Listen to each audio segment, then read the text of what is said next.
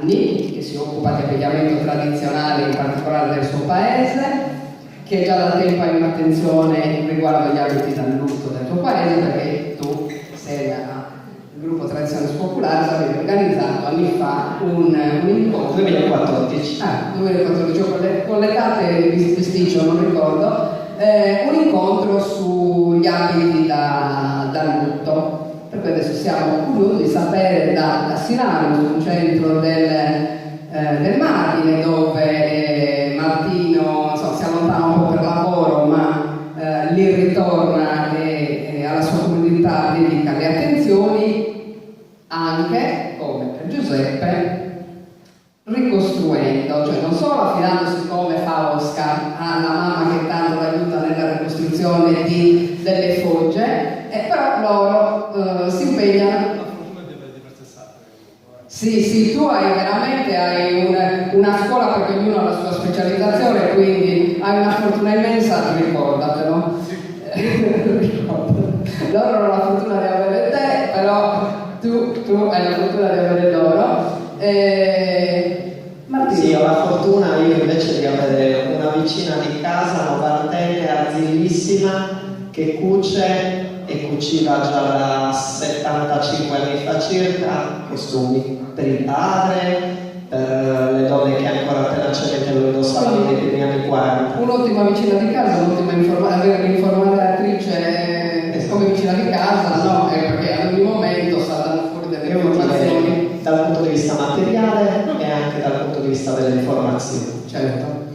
Allora adesso ti ascoltiamo. Sì, ringrazio innanzitutto Oscar e l'intera associazione appunto perché sono ospite qui oggi. È ampio, ci tengo a dirlo, questa ricerca che inizia da una decina d'anni e che oggi vede appunto la presentazione di un'ulteriore variante che per la prima volta appunto vedremo oggi, non è mai uscita allo scoperto, ecco. Allora, volevo iniziare invitando le ragazze che indossano gli abiti, Sara e Stefania, che indossano due varianti. Praticamente la tipologia d'abbigliamento è la medesima e cronologicamente parlando ricolleghiamo questi due abiti che sono rispettivamente alla vostra destra da mezzo lutto e alla vostra sinistra da lutto. Dicevo, sono ricollegabili a un arco temporale che va dagli ultimissimi anni dell'Ottocento fino alla fine degli anni 30, inizio anni 40 del Novecento naturalmente. Parto appunto con questa comparazione che vedete proiettata lì alle nostre spalle, dicendo che a Silanus al momento sono state individuate due diverse tipologie di abbigliamento che in queste due foto comparate vediamo nella variante festiva di gala. Si tratta appunto alla sinistra di un abito definito appunto a Corintu per via del fatto che il giacchino, ovvero un bolero che presenta anche degli squarti lungo le maniche, è privo di abbottonatura, corto appunto sia davanti sia dietro, e mette in evidenza la parte anteriore della camicia e del busto posteriormente. La seconda variante invece, quella sulla destra, è quella che vediamo indossata da Sara e da Stefania, naturalmente nelle varianti del lutto e del mezzolutto, perché questa qui appunto della foto è una variante festiva di una foto che è datata anni 10 in cui la signora in questione apre sul zippone, appunto il nome già del giacchino è diverso perché ha un diverso taglio sartoriale, apre sul zippone e lascia appunto in vista la camicia, probabilmente per il fatto che lievitate con le taglie non abbottoni più questo capo, tant'è vero che vediamo anche che la signora non indossa il busto con questa variante dell'abbigliamento non è d'obbligo. Passiamo ora appunto alla variante festiva di questo abito appunto con sul zippone. Qua vediamo due foto in cui appunto entrambe le signore presenti hanno la medesima tipologia d'abito, con questo giacchino, ecco, irrigidito, o meglio non è proprio irrigidito, è stretto, diciamo così, sotto il seno, come si vede anche in quello di Stefania, che è più in vista, ovvero del mezzolutto. Dicevo, stretto sotto il seno, da delle cuciture che riprendono l'ampiezza del tessuto e sono definite soffianchettoso. Passiamo adesso alla variante da lutto stretto, che è questa, in una foto del 1915, e sarebbe la variante che presenta Sara. Allora, la variante di Sara, se vuoi Sara puoi anche girarti, vedi un po' tu, così osservano meglio l'abito. La variante che indossa Sara è caratterizzata dal fatto che venivano indossate quantomeno 2 gonne. Di queste 2 gonne, caratteristica appunto che è presente in tanti paesi, oserei dire pan-mediterranea, perché è presente in Spagna e in altre zone appunto del Mediterraneo, quasi in tutto il Mediterraneo, ecco. Dicevo, di queste 2 gonne, l'ultima veniva rivoltata sul capo, in un modo appunto di dire che viene definito come bunnetta cudara, ovvero gonna a cappuccio, sarebbe tradotto letteralmente, perché appunto copre la sagoma come se si trattasse di un vero e proprio cappuccio. La particolarità di questa gonna sta nel fatto che i materiali naturalmente possono essere vari. Qui abbiamo una variante in panno che, contrariamente a quanto spesso si suol dire, era una stoffa pregiatissima all'inizio del Novecento, anche più dell'orbace. Quindi chi aveva disponibilità economica sicuramente non confezionava, almeno nel mio paese, la propria gonna con l'orbace, ma col panno, che era molto più pregiato in quanto tessuto di importazione, non prodotto in casa. Dicevo, la particolarità è che questa gonna, oltre a essere cudara, sia appunto a puzzones. La pratica della puzzonatura, che era in uso solo fino alla metà del secolo scorso, prevede che anziché avere una plissettatura che interessi l'intera circonferenza della gonna, ad esclusione del pannello frontale che resta sempre liscio, le pieghe, la plissettatura, interessano appunto solo la parte posteriore della gonna, quindi sapuzzonatura, definita così da noi, contrariamente invece all'abito di Stefania, che invece appunto presenta una gonna interamente plissettata. Dicevo, le caratteristiche di questo abito sono anche il fatto che il busto sia pressoché invisibile. È visibile solo in questa foto, se osservate, nella parte inferiore sul zippone notiamo quasi impercettibile un nastrino che si ricongiunge dagli occhiali di destra agli occhiali di sinistra del busto rigido, e che, se sul zippone resta totalmente chiuso, è invisibile praticamente. Qui naturalmente preciso che la signora per l'occasione ha evidentemente sciolto il fazzoletto che doveva essere indossato a burrale, come vediamo nella costume che porta Sara, perché appunto doveva coprire parzialmente il mento. Le occasioni di utilizzo di quest'abito erano minime in pubblico, oltre appunto alle visite di cordoglio, che perduravano anche per un mese, nel senso che una volta che la salma appunto veniva sotterrata, era usanza per i parenti stretti del defunto a Silanus donare, ovvero recarsi ogni pomeriggio a casa del defunto e star lì seduti in silenzio, in una pratica che le anziane, magari all'epoca bambine, riferiscono come un supplizio, perché non si poteva quasi fiatare durante appunto la pratica dedolare, ecco, come viene definita da noi. Questo abito, dicevo, è in uso fino agli fine anni 30 e inizio anni 40. No, sbagliato, l'avevo portato dietro. È in uso, dicevo, fino agli anni 30 e inizio anni 40, dopodiché chi anche porta il lutto, contrariamente magari a quanto ho appena detto per Busacchi, in cui la rigidità all'epoca dell'abbigliamento era ferrea, dicevo, chi porta il lutto vedovile a Silanus dismette questo abito per adottare appunto un completo più semplice in cui il busto e la camicia e sul zippone vengono sostituiti da delle semplici bluse. Permane però la pratica dell'utilizzo della gonna rivoltata sul capo. Mi piace ricordare l'intervista di una signora che ho provocato dicendole appunto: ma come mai non usavano gli scialli come li usate adesso nella variante del lutto? E la signora mi disse: non esistevano gli scialli, ancora non era arrivata la moda degli scialli, quindi ti piacesse, non ti piacesse, nessuno lo conosceva, non era possibile incontrare delle donne appunto che indossassero lo scialle.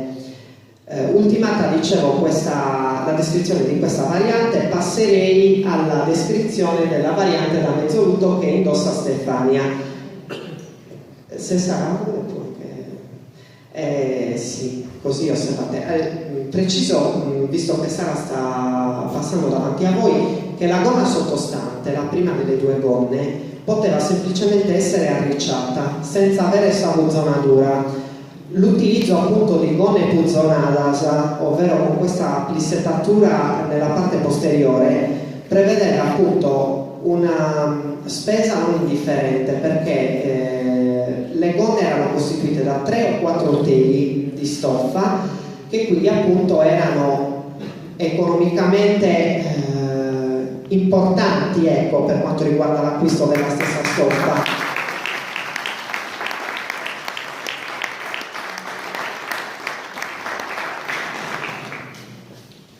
L'altra variante invece, dicevo, è la medesima che abbiamo visto nella prima foto ed è la stessa appunto di Sara, quindi la più recente tra le due che si conoscono al momento per Silanus, ed è in questa occasione presentata per la prima volta perché non sono mai stati effettuati, se non da me negli ultimi anni, degli studi appunto su questa variante che nelle foto, se non è osservata con attenzione, può sembrare appunto non un completo costituito da busto, camicia, o meglio da camicia, busto e giacchino, ma può sembrare semplicemente una semplice blusa. Questa foto è utile per il fatto che anche qui, forse per necessità e quindi per cambiamento di taglia, ecco, non è possibile abbottonare del tutto sul zippone, quindi si intravede la camicia, il busto no, perché naturalmente gli ultimi bottoni sono appunto stati chiusi. Dicevo, Stefania indossa un abito totalmente riprodotto, eccezione fatta per il giacchino. Il giacchino è all'origine, quando è stato appunto cucito, confezionato, un giacchino festivo della variante a zippone, che presentava, come appunto è possibile osservare da un attento studio del capo, delle decorazioni di seta sul viola, quindi abbinate, diciamo così, ai colori dello stesso giacchino, che è anch'esso di seta. Le decorazioni di seta viola presenti sul davanti e nella circonferenza dei polsini sono state sostituite in occasione di mezzolutto da strisce di seta totalmente nera, Vetasa si chiamano da noi e sicuramente in tanti altri paesi. Per quale occasione veniva utilizzato questo abito? Allora, l'abito è utilizzato, come dicevo, per il mezzolutto. Nel caso di specie è stato modificato per la scomparsa di uno dei due genitori della proprietaria, quindi queste strisce, queste Vetasa di seta nera sono andate a sovrapporre quelle di seta viola per l'espressione del mezzolutto, che durava 4 anni in occasione della perdita di un genitore. Il grembiule doveva avere dei toni cupi, quindi come in questo caso nero con delle minime fantasie ecofloreali o anche acqua di colore bianco, o al massimo appunto di colore marrone, blu scuro, comunque di materiali non pregiati e dal cromatismo abbastanza cupo.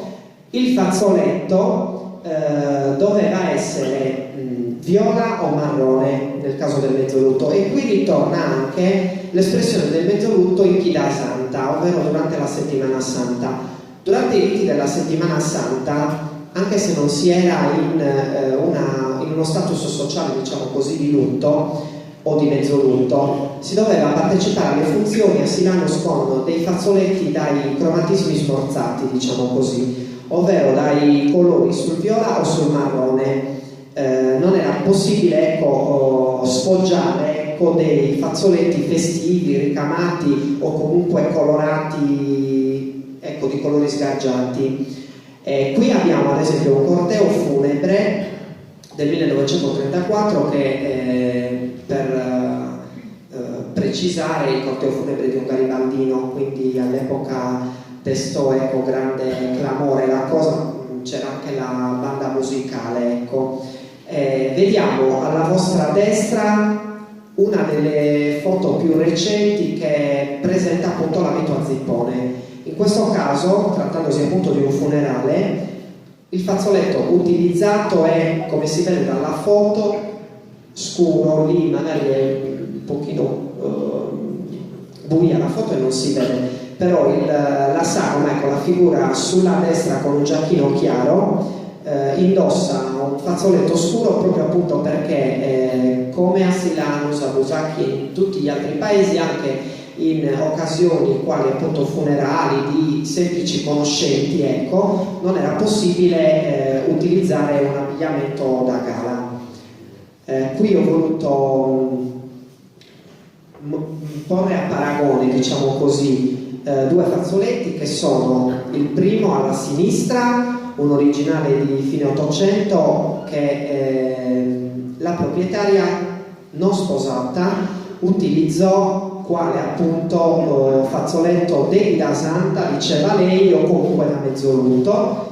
Quello sulla destra invece è un fazzoletto di seta nera, sicuramente di una donna abbiente, perché i fazzoletti di seta all'epoca per le vedove non erano, diciamo così, previsti, se non appunto nel caso appunto di una vedova che avesse una disponibilità economica tale da poterlo acquistare, e quindi appunto da ricondurre quest'ultimo fazzoletto alla variante dell'abito a moneta gugudara, quello di Sara. Concludo con la foto di questa bambina che in lutto per la perdita della madre morta alla nascita, al momento della nascita della bambina, ha portato per 4 anni, come era appunto usanza all'epoca, la fascia di seta nera o di raso, dipendeva dalle occasioni, dalla disponibilità economica, legata in vita. Anche i bambini dovevano anzi esprimere il lutto per i genitori o quant'altro, ed è paradossale che questa bambina per la foto utilizzi questa collana ma porti comunque la fascia da lutto che richiama in un certo qual modo le fasce nere presenti in su zippone appunto della variante da mezzolutto che porta Stefania, e che ha comunque il fazzoletto legato in maniera diversa, ovvero a rosa, si dice da noi, come abbiamo visto anche nella foto, che presenta peraltro questo stesso capo. Se torniamo indietro possiamo osservare appunto che eccola, i motivi sono gli stessi, il capo è lo stesso. Questo è un originale di inizio Novecento, e la signora appunto, seppur esprime il mezzolutto, continua a portare il fazzoletto a rosa che era in contrasto, diciamo così, con l'espressione del mezzolutto, perché solitamente era una tipologia, ecco, di nodo da ricollegare a una variante di gala, quindi festiva, ecco. Io ho concluso, vi ringrazio per l'attenzione.